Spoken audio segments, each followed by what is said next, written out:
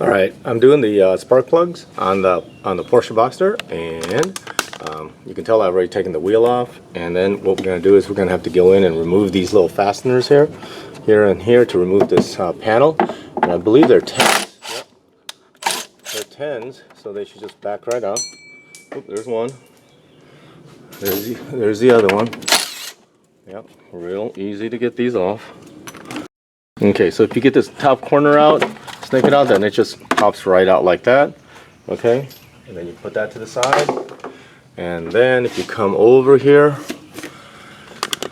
then you can see the coil packs. There's 1, 2, and 3 over there, and looks like they're torque spits. And so we're going to take one of the coil packs off, and let's see. Okay,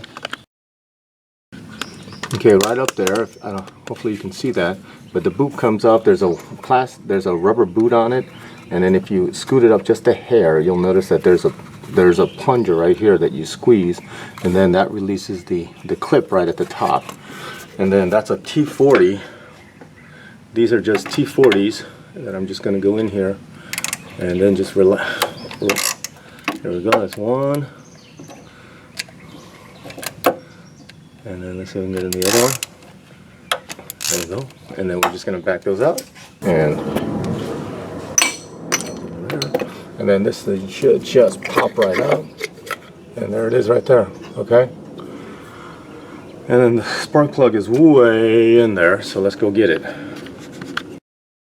Okay, I'm using a 5/8" magnetic spark plug wrench, and it's not in there that tight, so let's go. The engine is cold. And, yep, using a little magnetic thing right there. And these have these little quad tips, and this one actually doesn't look too bad, but you know, if you compare it to the new one, the same one, that's not too bad. Okay, so let's get the new one in there. Alright, so I put a little bit of thread sealant on there. I mean, a little bit of anti-seize on there. That's up to you. I always like to hand thread it in there before I get any tool on it. There's a torque spec for this one. And there we go. And then love these new magnetic sockets without the rubber in there, so there's no chance that the rubber end boot, the retaining boot, gets stuck inside. And then, oops, daisy. And then with the coil, we're going to put a little bit of dielectric grease on the end of it, so it goes in there nicely. Don't go crazy, but that's just going to help it slide on and slide off in the future. Just a little bit on the end there, and you can just put it back in, slide it in there, like so. Make sure it's seated. Okay, so we're tightening it down. Watch out for the cord, the connector, the electric connector for that. It might get stuck behind there. And just get it just tight. I'll put a little blue Loctite on it, remember, so that should be good. I'm going to tighten the other one down as well, and then put a little bit of dielectric grease on the connector, and then this is done. 5 more to go.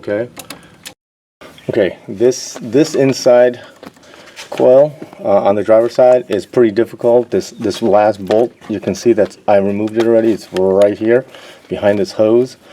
Because of this piece, there's not a lot of access. I even removed this piece out of the way, this connector that comes over here, using an E10, that reverse torque socket, and then you're able to get it out without too much issue, and there's enough play in the hose to move it up and whatever. But other than that, what a pain in the butt that one was. But that's probably the hardest one that you're going to have in the bunch, is that driver's front one right there. Okay, all right.